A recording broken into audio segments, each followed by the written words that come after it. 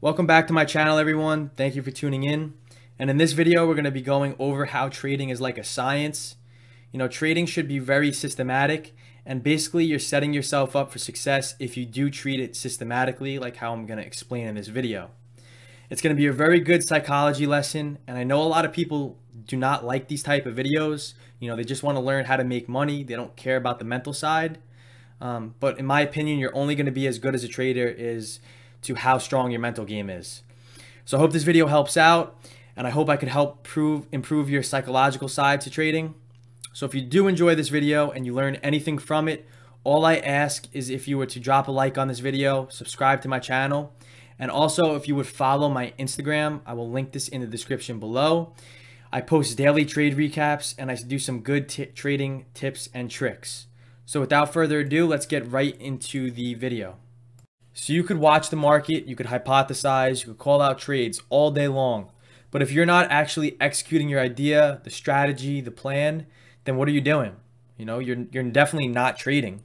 Same thing in the business world. You could have the greatest ideas, but if they're not executed properly, then what are they worth? It's worth nothing. A great running back could run the ball really well, but if his line doesn't block him, he's never going to be able to score. Same thing with trading. You could spend all the time in the world thinking about getting into the market, but if you're not ready to execute and manage the trade plan, then you aren't even trading. You're not even playing in this case. You're the spectator. And in trading, you have to be a player, not the spectator. Be on the field. Do not be in the stands. And trading execution is much larger part of success than most people think. A lot of traders are scared to pull the trigger and put risk on the table. But with no risk, there's going to be no reward. And that's with anything in life. Don't be scared to pull the trigger. Be ready to execute whenever the opportunities present themselves. And now we're going to get into how trading is like a science. This is very important. So trading is very simple. Traders are the ones that make it very complicated. Every trade is either going to win or it's going to lose. It's a 50-50 shot. Every trade begins with perception or idea that the value of an instrument that you're trading, whether it be a stock, the option, a future, the idea that the value of that instrument will be trading at a different value at some point in the future. Every trade that we put on is going to form an idea that which the current price we're trading at, we're going to hypothesize that we're going to be trading at a different price in the future. So you could look at trading in this context that every trade is a hypothesis, nothing else. We don't know the outcome. We're just going to hypothesize what the outcome is going to be. Now, if you remember back from science class, every hypothesis is either going to be supported or not supported. It has distinct terms to what to expect from the plan, what's going to be done if proven wrong, what will be needed to be done if we're proven right. And in trading in this case, it all relates to our plan and either if it's going to work out or it's not going to work. As the markets move up and down in price and value, it's going to provide extra support to a hypothesis for confirmation or disconfirmation, whether we're right or wrong.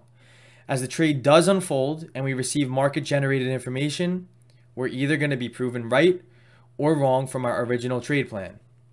So I want you all to think of a stop-loss level as an area or basically the outcome that's going to falsify our hypothesis. Now think of an exit point, a clearly defined target level, as a point or an outcome which is going to prove our hypothesis right. It's the opposite side to our stop-loss. So the target, our clearly defined target area, is going to be the best possible movement if the hypothesis is right, where we're going to make the most profit, while our stop loss is going to capture the max risk that we're willing to take prior to exiting the trade if we are wrong on our original hypothesis. So a trader who lacks clearly defined targets and a stop loss level is like a scientist who lacks a clear hypothesis in the lab. If a scientist doesn't have a clear hypothesis, he's never going to know the outcomes of the experiment in the lab. Same thing with the trader. If you do not have a clear stop loss, where are you going to exit if you're wrong and where are you going to exit if you're right, you're basically going to go into the trade with unknown outcomes. Every trade should be put on with known outcomes, whether you are right or wrong. I'm going to lose this much if I'm wrong. I'm going to make this much if I'm right. So we have a hypothesis, which is going to include at what point do we think that the value is going to change. And then with a hypothesis, without a hypothesis, we do not have the basis for executing our trade. So basically look at a hypothesis as our trading plan. If we do not have a trading plan, we have zero reason to put the trade on. I will never enter a position if I do not have a plan. If you put on a trade with no reason based on intuition, you think the stock's going to go up or down, then more than likely than not, you're going to lose in that trade and you have zero business putting that trade on. I'm going to get into that in the next slide. But you're going to have good execution on a trade if you enter at a price where the amount of money that we're going to be risking if we are wrong is less than the amount of money if we are right. And that's our target versus our stop loss. So the stop loss point based on our entry has to be smaller than from where our entry is to our target. That is a risk to reward.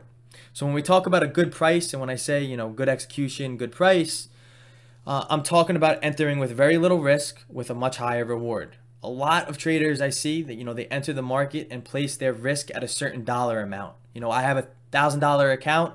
I only want to risk $200 on this trade. So they put their stop loss at a point where they're risking $200 rather than a point where it makes sense on a chart that it's going to tell you that our hypothesis is wrong. You know, good execution means you calibrate the risk as your reward. Terrible execution means you calculate risk based on a function of how much money you're willing to lose. So here's an example of Boeing, and this is what you have to do before you put on any trade. Does not matter which strategy you use. Before you put any trade on, your hypothesis has to be written down, whatever, implemented in your head, but you just have to have an area where your stop is and where your clearly defined target is for you to complete that hypothesis, and then you put that trade on and you do not deviate away from that hypothesis.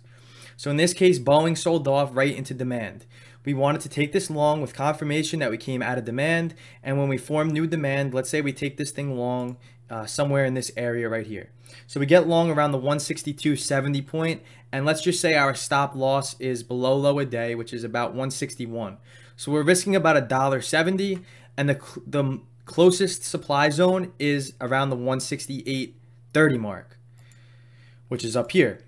So right now, if we enter, you know, here, our stop loss is here, and our defined target is up here. So we're risking about $1.60 to make about $6 or $5.50 profit, which is very good risk to reward. It's like 4 to 1. I don't know exactly, but let's just call it 4 to 1 in this case. So we're risking our stop loss level is much less in a dollar amount, which we're risking, to our potential reward, which is our clearly defined target, which is much higher between the two. So before every trade is put on, this has to be planned out, written down, or whatever, engraved in your head. Then you put the trade on and then you let it work itself out. You do nothing. You're either going to be wrong or you're going to be right. The hypothesis is planned out, so you know both outcomes. If you're wrong, you're going to know how much you're going to lose. And if you're right, you're going to know how much you're rewarded.